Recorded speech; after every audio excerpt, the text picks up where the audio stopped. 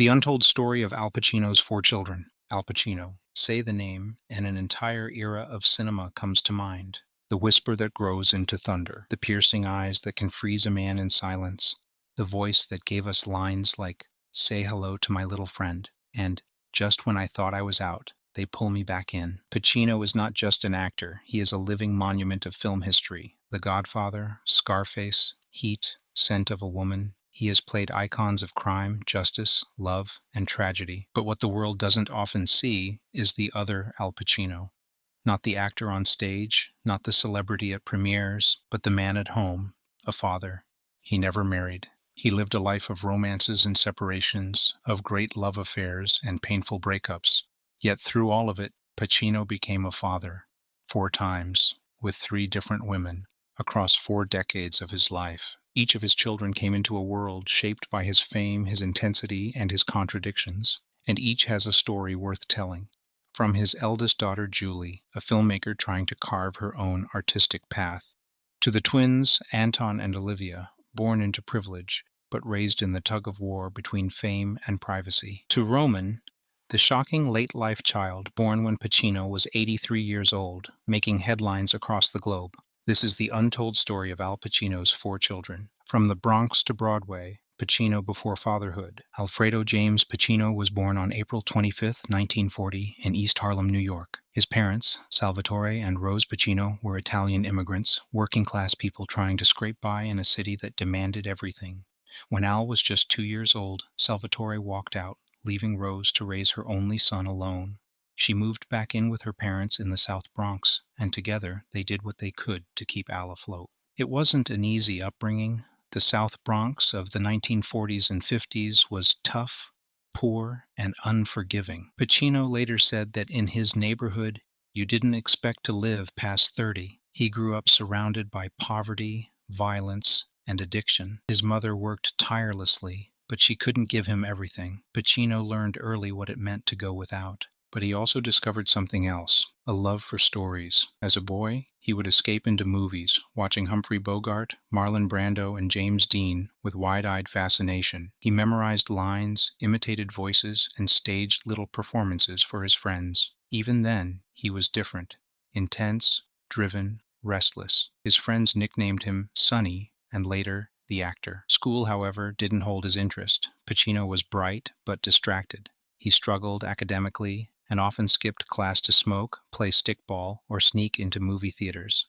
By the time he was 17, he dropped out entirely. For a while, he drifted, working odd jobs, janitor, messenger, busboy, and even theater usher. But his true calling never left him. Pacino began studying acting at HB Studio in Greenwich Village, where he met mentors who encouraged him to pursue the craft seriously. It was here that he realized acting wasn't just a hobby, it was survival. It gave him purpose. The journey was brutal. In the early 1960s, Pacino was broke more often than not. He shared apartments with multiple roommates, sometimes slept on park benches, and relied on friends for food. He auditioned constantly, but rejection became a daily reality. Still, he refused to quit. His big break came when he was accepted into the Actors Studio in 1966, studying under the legendary Lee Strasberg. Strasberg taught Pacino the art of method acting, to live the role, breathe the role, and let it consume him.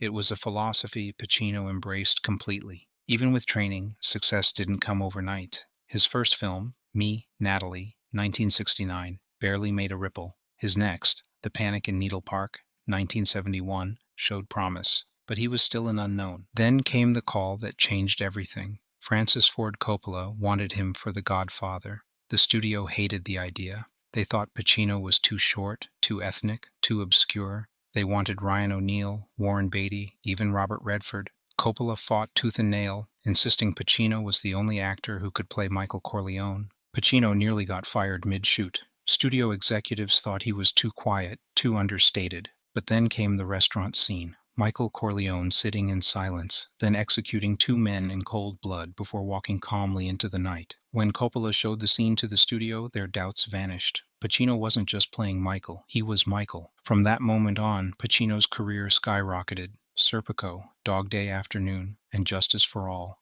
Each role built his reputation as one of the most intense and gifted actors of his generation. By the time Scarface hit in 1983, he was cemented as a cultural icon. But fame came with a cost. Pacino became a man pursued by paparazzi, by lovers, by the weight of being the greatest actor alive. Relationships came and went. He dated stars like Diane Keaton, Beverly D'Angelo, and Lucilla Sola, but he resisted marriage. He once explained, "Marriage is a state I've never been in." But even as he avoided the altar, there was something he quietly longed for: children. Pacino knew what it was like to grow up without a father. He had lived the absence, felt the wound. He didn't want that story to repeat. And eventually, in 1989, he became a father for the first time. Julie Marie Pacino, the filmmaker daughter. In 1989, Al Pacino's life changed forever. At the age of 49, he became a father for the first time. His daughter, Julie Marie Pacino, was born in New York to acting coach Jan Tarrant, a woman Pacino had dated briefly. The relationship between Al and Jan didn't last, but their daughter gave Pacino a role he had secretly longed for his entire life: fatherhood.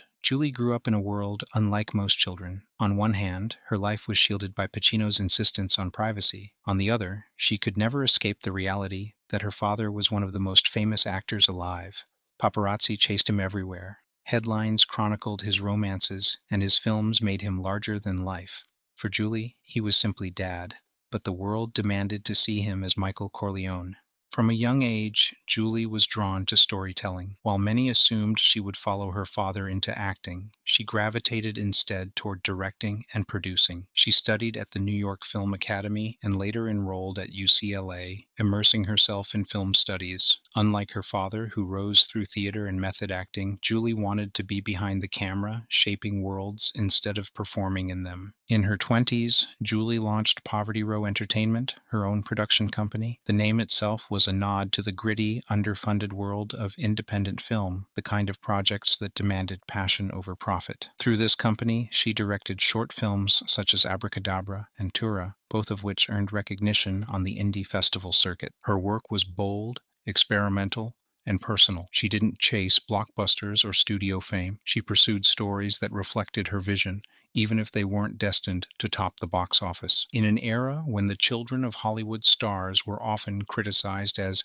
nepo babies, riding on the coattails of their parents, Julie seemed determined to prove she could stand on her own. But her path wasn't without missteps. In 2011, Julie made headlines for the wrong reasons when she was arrested for driving under the influence after attending a Broadway play in New York. The tabloids had a field day, plastering her mugshot next to her father's name. For Julie, it was a public humiliation. For Pacino, it was a painful reminder of how fame magnifies every mistake his children might make. Friends close to the family say Pacino's reaction was a mix of anger and concern. He had lived through scandals himself, but he knew how much harsher the world could be to a young woman trying to carve her own path. Instead of letting the incident define her, Julie returned to her work, more determined than ever to prove herself as an artist. She began exploring new ways to fund and distribute films, even venturing into NFTs and blockchain technology as tools for creative independence. While her father's career had been defined by massive studios and billion-dollar franchises, Julie embraced the opposite: niche audiences, experimental formats, and uncompromising vision. Her relationship with Pacino has always been close, though not without complexity. Pacino is famously private, but those who know him say he is deeply supportive of Julie's ambitions. He encouraged her not to imitate him, but to find her own artistic identity. Still, being the daughter of Al Pacino is no small weight to carry. Every project, every interview, every headline inevitably mentions her father. Julie once admitted in an interview that having such a famous parent was both a blessing and a curse. The blessing was access to art, culture, and mentorship few others could dream of. The curse was the constant comparison, the impossibility of escaping the shadow of Michael Corleone and Tony Montana. Today, Julie continues to create, to experiment, and to push boundaries in the indie film world. While she may never dominate Hollywood like her father, she has proven something just as important: that she is her own artist with her own voice. For Pacino, Julie is more than just his eldest child. She is the embodiment of his creative legacy, stubborn, original, and determined to tell stories on her own terms. Anton James and Olivia Rose, the twins. In 2001, at the age of 61, Al Pacino became a father again, this time to twins. Anton James and Olivia Rose Pacino were born on January 25, 2001, to Pacino and actress Beverly D'Angelo, known for her role in National Lampoon's Vacation. The twins arrived during a complicated chapter in Pacino's life. His relationship with Beverly was passionate but short-lived, and not long after their birth, the couple split. What followed was a custody battle that splashed into headlines.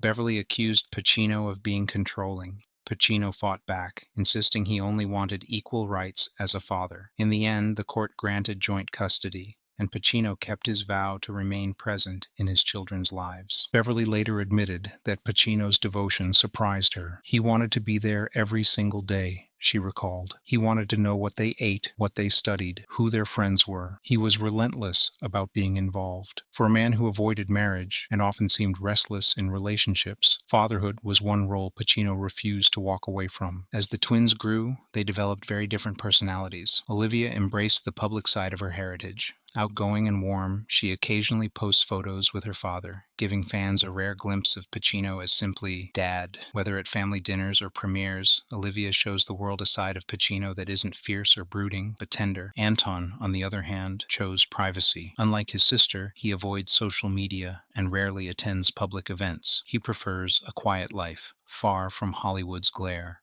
Where Olivia seems comfortable sharing her bond with Pacino, Anton embodies his father's more private instincts. Together, the twins reflect Pacino's own duality, the man who commands the spotlight and the man who retreats from it. Olivia represents connection and visibility. Anton, silence and solitude. Two children, two paths, both tied forever to one of cinema's greatest names. For Pacino, the twins were more than children. They were a second chance to give what he never had, a father who stayed. Roman Pacino, a baby at 83. In 2023, the world was stunned when Al Pacino, at 83 years old, became a father again. His partner, 29-year-old producer Noor Al-Falah, gave birth to a son, Roman Pacino. The 54-year age gap drew headlines everywhere. For decades, Pacino had been viewed as the eternal bachelor, the man who avoided convention. Now, he was starting parenthood over in his 9th decade. Noor, from a wealthy Kuwaiti-American family, was no stranger to Hollywood. She studied film in Los Angeles and had previously been linked to Mick Jagger and billionaire Nicholas Berggruen. When she and Pacino first went public, tabloids dismissed it as a fling. The birth of Roman silenced those doubts.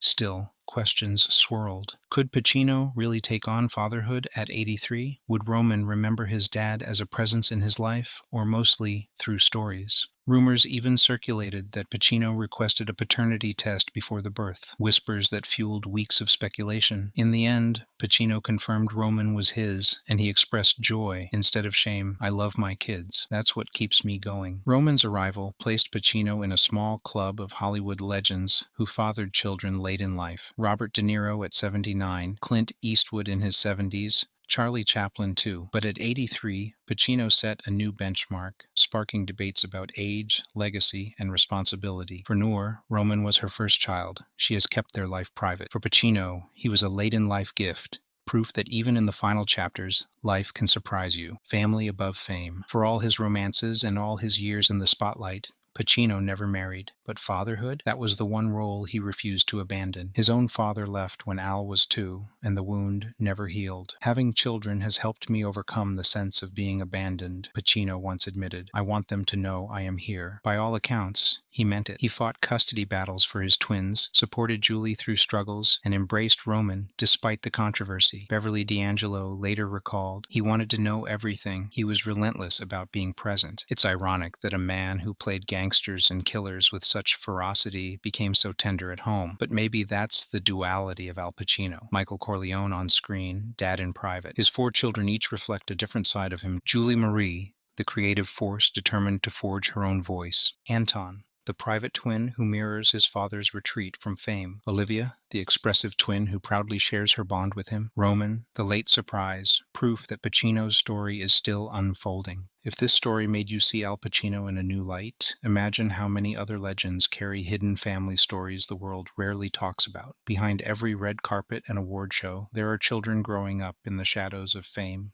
Some stepping into the spotlight, others running from it, and many carrying secrets we never hear. So here's my challenge to you. Who should we cover next? Is there a celebrity family you've always wondered about? A Hollywood giant whose children's stories remain untold? Drop your suggestions in the comments below. Your pick might be the next deep dive we bring to life. And if you're new here, hit that subscribe button so you don't miss the next untold story. Every week we uncover the human side of fame, the triumphs, tragedies, and hidden legacies Hollywood often leaves out. And when you're done with this video, don't stop here. Go binge our playlist, The Untold Story of Celebrity Children. From Oscar winners to music icons, their legacies are waiting to be discovered. Because in the end, the greatest stories aren't always on screen.